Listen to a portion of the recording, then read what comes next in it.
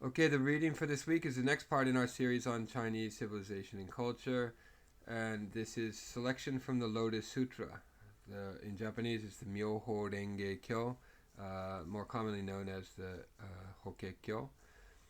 The Lotus Sutra is translated into English as, and we won't be reading the entire sutra, obviously, it's very long. We will be reading this episode from it, a very famous episode called The Daughter of the Dragon King. Okay, the Lotus Sutra is the most popular and influential Buddhist scripture in East Asia. It was translated into Chinese in several different versions, the most respected being the translation carried out under the direction of the Indian monk Kumarajiva in 406. So remember that Buddhism comes to China around the year 100 Common Era, 100 AD, and over the next several centuries, the Lotus Sutra is translated several times into Chinese. The passage below addresses the question of salvation in women. Okay, the salvation of women. Are women capable of achieving enlightenment?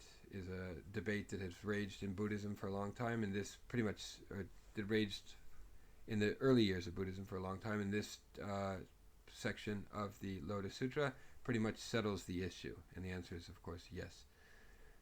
All right, as always, or as with many of these PDF worksheets, they are taken from William Theodore DeBerry and Irene Bloom's Sources of Chinese Tradition, Volume 1. And I'll put the link below so you can order the book and follow along there. And these worksheets give a short version or long version. I'll read the long version here. But I'll start with the study questions that we can discuss in detail in class. What assumptions about women are Sariputra's objections based on? Question 2. Are these or similar assumptions found in other religions? Question 3. What does the dragon girl, or how does the dragon girl refute Sariputra's arguments against her ability to become enlightened quickly? Question 4. What Buddhist assumptions about the nature of reality is the story based on? Okay, so what is the metaphysical picture of the world that kind of underlines the ideas of this essay? And question 5, are you satisfied with the way in which the dragon girl refutes Sariputra? Why or why not? Okay, and I will not go into too much detail here, or any detail in this video at least, about the basics of Buddhism. I have another video on that in Japanese about that introduces and explains the core concepts and core philosophical ideas of Mahayana Buddhism. You can watch that. I'll put a link to that video in the description below. Okay, so here we're just going to consider these 5 questions that I just read while reading this passage, this episode from the Lotus Sutra, from the Hokkekyo, about the daughter of the Dragon King. Okay, Bodhisattva, wisdom accumulated. Okay, and the Lotus Sutra has many bodhisattva that appear as sort of central characters in the work. Underline them whenever they come up and memorize their names in Japanese or Chinese as well. Chishaku, I think, is the name of this one, of this bodhisattva. Bodhisattva, wisdom accumulated, as it's translated here, who is a relatively minor bodhisattva. He's not one of the major ones that appear all over the place like Manjushri is, right? So bodhisattva, wisdom accumulated, questioned Manjushri, or Manju in Japanese, saying, this sutra is very profound. This sutra being the Lotus Sutra, the Hokkekyo. This sutra is very profound, subtle, and wonderful, a treasure among sutras, a rarity in the world. Are there perhaps any living beings who, by earnestly and diligently practicing this sutra, have been able to attain Buddhahood quickly? He asks. And Manjushri replied, quote, there is the daughter of the Dragon King Sagara, who has just turned 8. Her wisdom has keen roots, and she is good at understanding the root activities and deeds of living beings.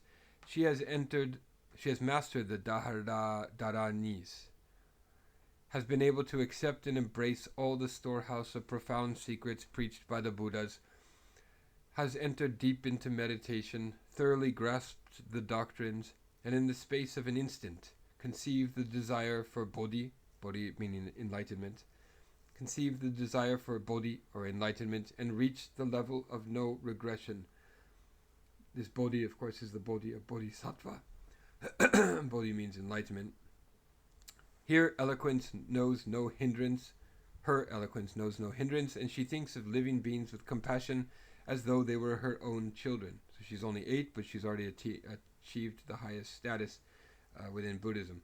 She is fully endowed with blessings, and when it comes to conceiving in mind and expounding by mouth, she is subtle, wonderful, comprehensive, and great. Kind, compassionate, benevolent, yielding, she is gentle and refined in will, capable of attaining bodhi, enlightenment, bodhi. End quote.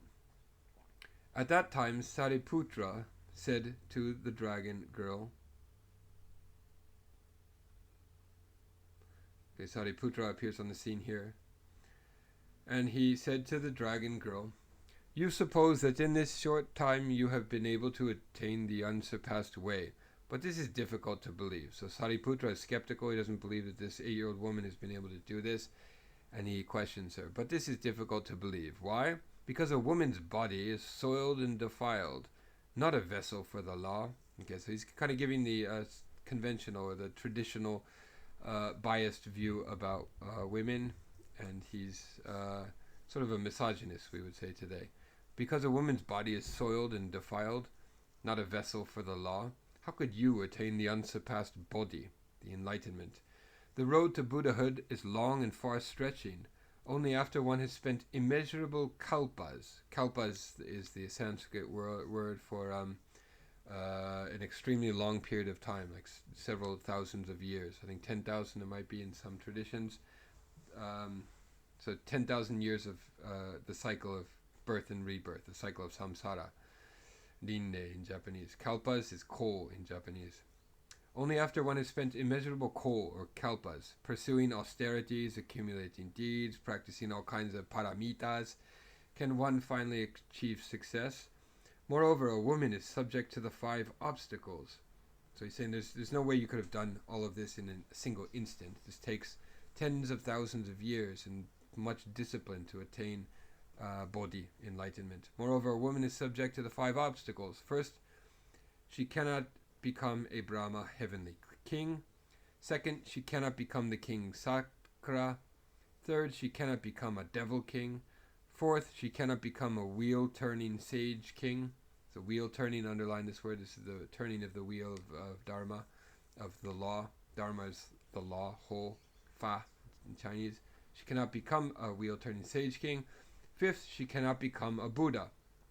So he's given a list of all the prejudices that many of the people had about women.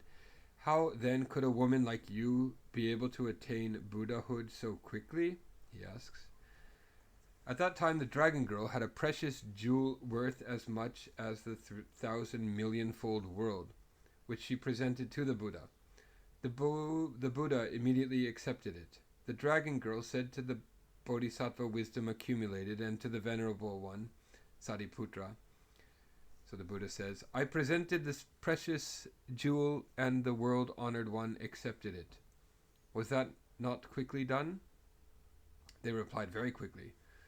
The girl said, "Employ your supernatural powers and watch me attain Buddhahood. It will be even quicker than that." End quote.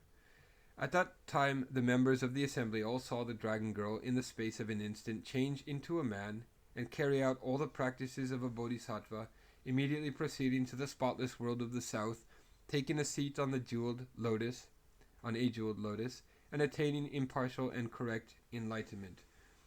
With the 32 features and the 80 characteristics, he expounded the wonderful law, the Dharma, the whole, the Fa in Chinese. He expounded the wonderful Fa, Dharma, for all living beings everywhere in the 10 directions.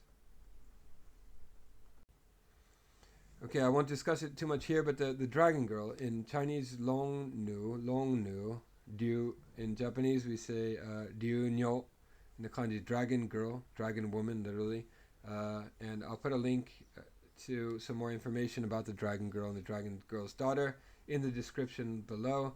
And by the way, one of the best online resources for information about Buddhism, especially Nichiren Buddhism, but Buddhism in general, really, is nichirenlibrary.org. So the Dragon King's Daughter information that I'll provide will be from that source. So you can browse through that source and familiarize yourself with all of these Buddhist terms and names and Bodhisattva names and Nyorai names and so forth. All right, that is all for now. Goodbye.